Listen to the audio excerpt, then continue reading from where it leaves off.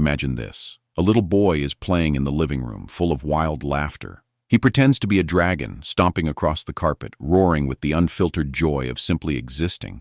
Then his mother looks at him, frowning. "Stop that. Be quiet. Sit nicely." In that moment, something shifts. The boy doesn't understand why, but he feels it.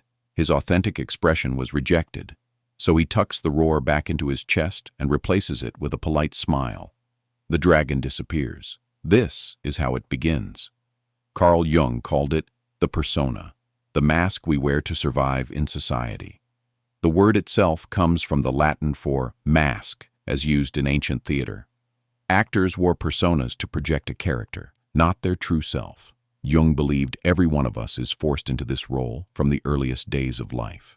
That mask or persona may already be living your life for you without you even realizing. That's the persona trap, one of the most dangerous illusions of self. In this video, we are going to expose that mask, so stay with us if you want to break free from the roles that secretly govern you. Hit that subscribe button and let's uncover the mask together. When we're children, we are whole, unfiltered, raw. We laugh too loud, we cry too hard, we dream without limits. But slowly, piece by piece, the world teaches us, this is acceptable. That is not. This will earn love. That will bring shame. School rewards the obedient child, not the imaginative one. Parents praise the polite daughter, not the wild one. Friends accept you if you fit in, not if you stand apart. And so we learn to shapeshift, to put on a mask that pleases others. We learn to play roles, the good student, the dutiful son, the ambitious achiever, the charming friend. The tragedy is that we don't even realize we're doing it. By the time we're teenagers, the mask feels so natural that we mistake it for our face. Jung warned that the persona is not inherently evil. In fact, it's necessary. Without some kind of social mask, we couldn't function in society. If you walked into work tomorrow expressing your every raw emotion, you'd be seen as unstable, even dangerous. The mask is what allows us to operate in the world, to hold jobs, build relationships, avoid constant conflict. But here's the danger. The persona was meant to be a tool, not an identity. Yet for most of us, it becomes the opposite. We forget that it's just a mask. We begin to believe that we are the role. The polite daughter grows into the woman who never says no. The obedient son becomes the man who never questions authority. The ambitious achiever becomes the adult who doesn't know how to rest without guilt. Think about your own life. How many of your choices, your career, your relationships, even your hobbies, were shaped not by what you truly wanted, but by the mask you were praised for wearing? How many times have you swallowed words you wanted to say just to maintain the character the world expects of you? This is the birth of the persona, a survival strategy that slowly mutates into a prison. A mask so carefully crafted that one day you look in the mirror and realize you don't know who's underneath. And here's the haunting question Jung leaves us with. If the mask has been living your life all this time, have you ever truly lived at all? Picture this. A man walks into a crowded office. He shakes hands firmly, his suit pressed sharp, his voice confident. Everyone around him admires his composure. He is respected, maybe even envied. But later that night, when he returns home, he pours a drink in silence, staring into the dim light of his kitchen. The mask of confidence falls away, and beneath it is exhaustion, and something darker, emptiness. This is the paradox of the persona. Outwardly, you look polished, even powerful. Inwardly, you feel fractured, as though pieces of your true self have been scattered and buried. Carl Jung called this the split of the psyche, the division between the persona, the self that faces the world, and the shadow, the self that hides in the dark. The shadow contains everything the mask refuses to acknowledge. If your persona is the strong one, your shadow holds your fears and vulnerabilities. If your persona is the saint, your shadow holds your selfishness, envy, or lust. If your persona is the achiever, your shadow holds your laziness, your self-doubt, and your desire to escape. The stronger the mask, the deeper the shadow, and the deeper the shadow, the more fragile the mask becomes. Because what you repress doesn't disappear. It waits. It leaks through in slips of the tongue, bursts of anger, secret addictions, restless nights. Jung warned, the more we identify with the persona, the more estranged we become from the soul. Think of how many people you know who live this double life. The friend who's always the comedian, but who privately battles depression. The colleague who's endlessly helpful, yet secretly seethes with resentment. The family member who seems perfect on the outside, but is consumed by shame when the lights go out. Society doesn't see these hidden selves. It only applauds the mask. But behind the applause is a silent suffering, the loneliness of being unseen. Because when people love your mask, they don't really love you. They love the performance. And that knowledge, buried deep, corrodes the heart. Jung believed this was one of the greatest dangers of modern life, mistaking the persona for the self. You wake up each day, dress the part, smile on cue, play the role. And slowly, almost without noticing, you lose the ability to distinguish between the act and the actor. You become the character society wrote for you. And in exchange for acceptance, you exile your own soul. But what happens when the shadow grows restless? When the hidden self demands to be seen? That's when the mask begins to crack. For some, it comes as burnout. For others, as breakdown. For others still, it arrives as a quiet despair. The haunting sense that no matter how successful or admired you are, your life doesn't feel like your own. And here's where Jung leaves us with a chilling thought. If you keep feeding the persona and starving the soul, eventually the mask will live your life for you. You won't be the one making choices. The mask will. The career you pursue, the people you marry, the friends you keep, all chosen to maintain the image, not to nourish the soul. And by the time you notice, it may be too late. The double life is seductive because it works, for a while. But the price is always the same. The more you strengthen the mask, the weaker the self becomes.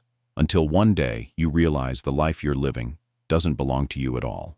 There comes a point when the persona is no longer something you wear. It becomes something that wears you. Imagine a man who has spent his whole life being the reliable one. At work, he's the first to arrive, the last to leave. At home, he carries the weight of everyone's needs without complaint. He's admired, even depended on. But then one morning, he wakes up and feels nothing. No drive, no spark, just emptiness. He drags himself through the motions like a ghost wearing a suit. This is the moment when the anything to numb the silence when the mask slips. For others still, it shows up as a gnawing sense of pointlessness. You lie awake at night asking, is this it? Is this all life is? Jung described this moment as a crisis of meaning. When the persona has smothered the self, the psyche begins to rebel. Depression, anxiety, restlessness, these aren't just random malfunctions. They're signals. The soul banging on the walls of the prison, demanding release. But here's the dangerous part. Society rarely interprets it this way. Instead of seeing the collapse as a sign that the mask has taken over, we medicate it, numb it, distract ourselves with more performance. And in doing so, we tighten the mask even further. The persona becomes the puppeteer, and you, the living, breathing self, become the puppet. Jung's chilling insight was this. The longer you live for the mask, the more alien your true self becomes. Until one day, if nothing changes, you may find that the real you is a stranger you can no longer recognize. And so the question becomes unavoidable. What is hiding behind the mask? Because what you suppress, what you exile, doesn't vanish. It gathers strength in the dark. It waits in the place Jung called the shadow. So far, we've seen how the mask, the persona, helps us survive but eventually consumes us. But Jung revealed something even more unsettling. The mask doesn't just hide your truth. It creates a secret double. Every part of you that doesn't fit the mask has to go somewhere. The anger you're not allowed to show, the desires you're told are wrong, the ambitions you're told are arrogant, they don't vanish. They're exiled, pushed down into the basement of the psyche. Jung called this place the shadow. Picture it like this.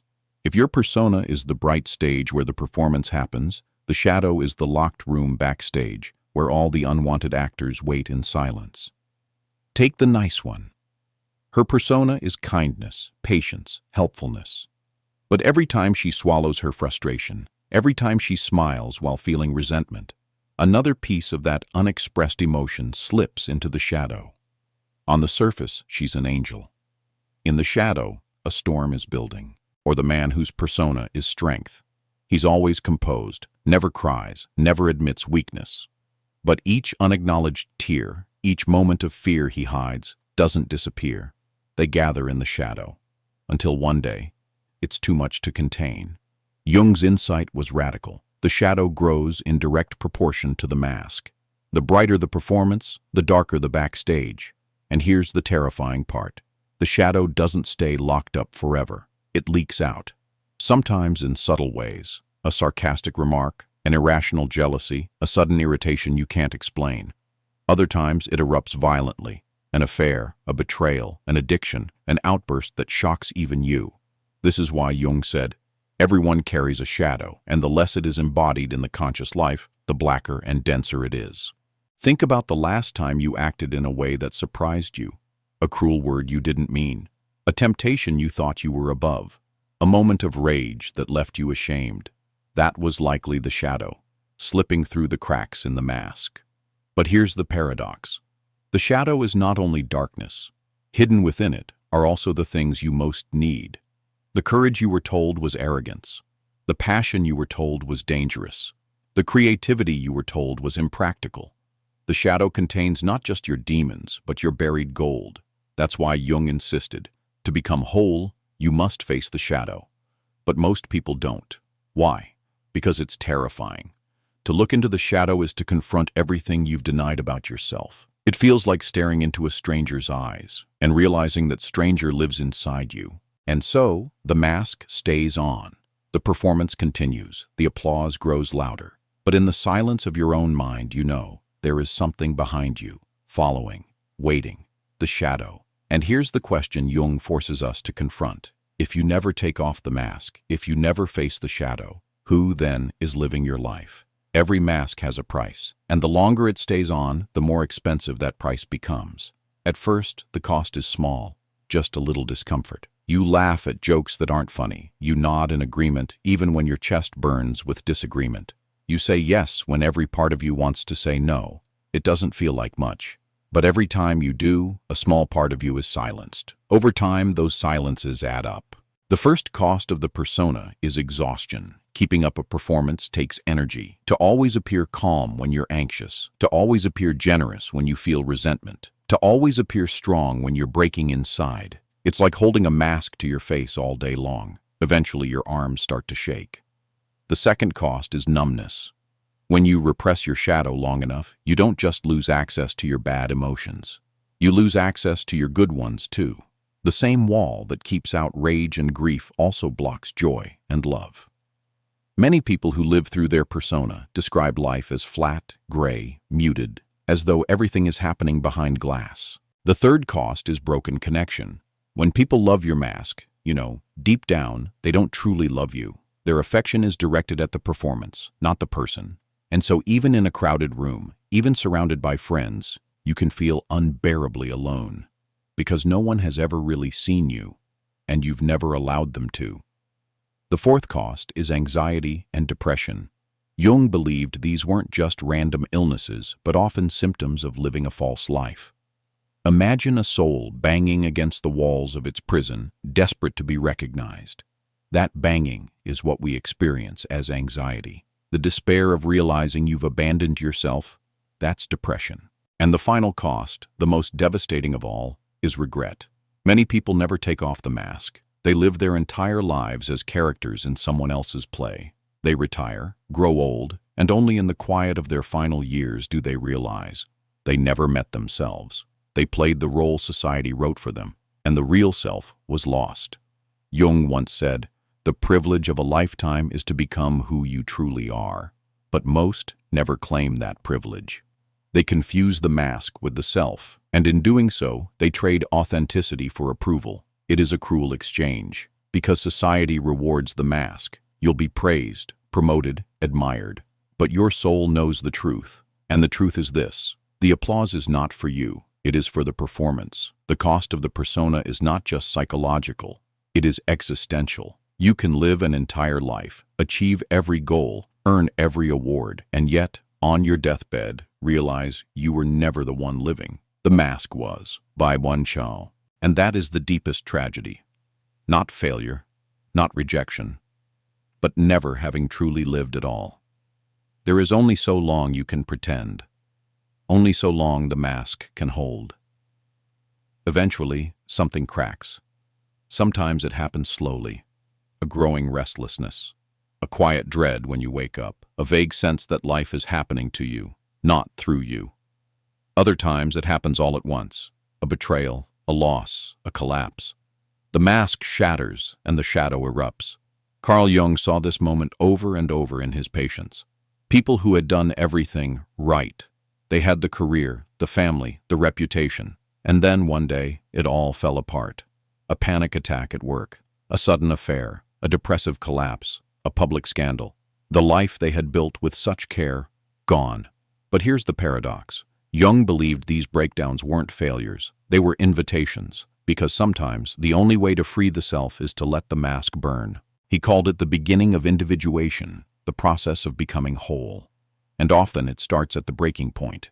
Take the story of a man Jung treated, a respected academic, admired by his peers. But inside he was miserable. He had suppressed his artistic side for decades, choosing the serious path his parents approved of. One day, without warning, he had a breakdown. He couldn't lecture, couldn't think. He felt like he was dying. In therapy, the truth came out. He had lived his entire life through the persona of the rational man, exiling the dreamer, the poet, the lover. The breakdown forced him to confront the parts of himself he had buried, and slowly, painfully, he began to integrate them. Jung described this as a necessary death, the death of the false self. And like all deaths, it's terrifying. Because when the mask falls, what's left feels raw, exposed, uncertain. You don't know who you are without the role. You don't know what you want, what you believe, what you love. But that's the point. The breakdown creates space, space for the true self to emerge. Jung often compared it to alchemy. In the old alchemical texts, transformation required a negredo, a blackening, a destruction of the old form. Only then could something new be born. In modern terms, the breakdown is that blackening, the burning away of the persona, the confrontation with the shadow, the moment when the soul says, enough. And here's the critical insight. Not everyone answers the invitation. Many people resist. They double down on the mask. They medicate, distract, perform harder. They see the breakdown as a malfunction, not a message. And so they miss the doorway. But those who step through it, who face the shadow, who let the old self die, begin the most important journey of their lives. The journey not of becoming someone new, but of becoming who they truly are. So far, we've seen the mask built, the shadow formed, and the collapse that follows when the persona can no longer hold. But Jung did not leave us in despair. He believed that out of the ashes of the mask comes the possibility of something extraordinary: individuation. Individuation is not about becoming perfect. It is not about fixing yourself or building a shinier mask. It is about integration, about bringing together the parts of you that you've hidden, denied, or exiled, and allowing them to take their rightful place in your life. Jung said, individuation means becoming a single, homogeneous being, and insofar as individuality embraces our innermost, last, and incomparable uniqueness, it also implies becoming one's own self. In other words, individuation is the process of finally becoming yourself. But how do we begin? The first step is withdrawing projections. We all project our shadow onto others. The traits we cannot admit in ourselves, we spot and condemn in others. The controlling boss, the selfish friend, the arrogant stranger. Jung said, everything that irritates us about others can lead us to an understanding of ourselves. To individuate, we must look at those irritations not as proof of others' flaws, but as reflections of our own unclaimed shadow. The second step is facing the shadow. This doesn't mean indulging every dark impulse, but acknowledging its existence. Writing down your resentments, admitting your fears, owning your envy, your anger, your hunger, bringing them into consciousness so they no longer control you from the dark. Jung insisted, until you make the unconscious conscious, it will direct your life, and you will call it fate. The third step is integration. This is where the mask loosens. You allow yourself to be more than one thing. The strong man admits he sometimes needs help. The kind one learns to say no. The achiever learns to rest without guilt. You weave the opposites together instead of denying them. The self becomes whole, not flawless, but complete. And the fourth step is authentic living. Once you begin to integrate, your choices change. You stop choosing based on the mask's approval. You choose based on what nourishes your soul. The career that looks impressive but kills your spirit, you let it go. The relationship that fits the persona but starves your heart, you walk away. Individuation demands courage because it means living for yourself, not for the mask. But the reward is profound. For the first time, you feel alive. Your laughter feels real. Your tears feel cleansing. Your relationships deepen because people are finally meeting you, not your character. Individuation is not a one-time event. It is a lifelong process. The mask will always tempt you back. The shadow will always whisper from the dark. But once you begin, you carry with you the unshakable knowledge that you are more than your persona. You are a whole, living soul. And Jung's warning becomes a promise. You don't have to be lived by the mask. You can live as yourself. Individuation is not about destroying the mask forever. Jung was clear about this. You will always need personas. They help you move through the world. The professional mask at work, the gentle mask with children, the respectful mask in public. Without them, life would be chaos. But the difference, once you individuate, is this. You wear the mask no longer wears you. Chance. When you live beyond the persona, you recognize the roles for what they are. Costumes you step into and out of. You can be the professional without losing your soul. You can be the kind one without suppressing your anger. You can be the strong one without denying your vulnerability. You move between masks fluidly, but your identity is anchored deeper in the self that no longer needs to hide. And here's the paradox. The world respects you more when you stop performing, because people can sense authenticity. They may not always like it. In fact, some will recoil from it, but they cannot ignore it.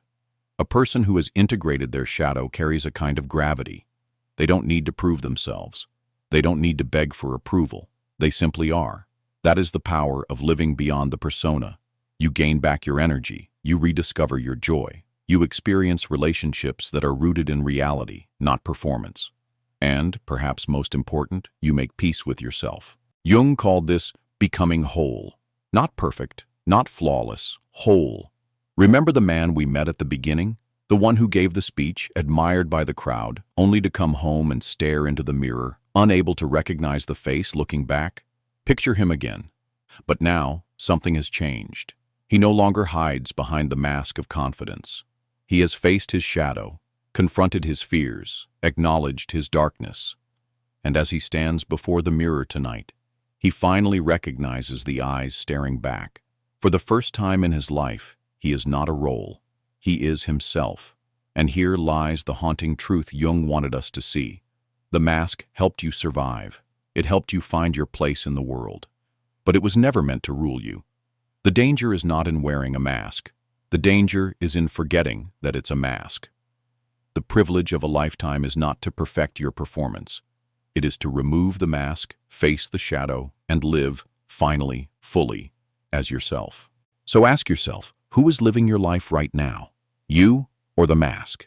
Because the moment you dare to take it off, you'll discover something terrifying, liberating, and unforgettable. You've been here all along, waiting, watching, hoping for the day you'd return. If this journey into Jung's persona trap stirred something in you, subscribe to Factspire TV, not for masks, not for performances, but for truths that set you free.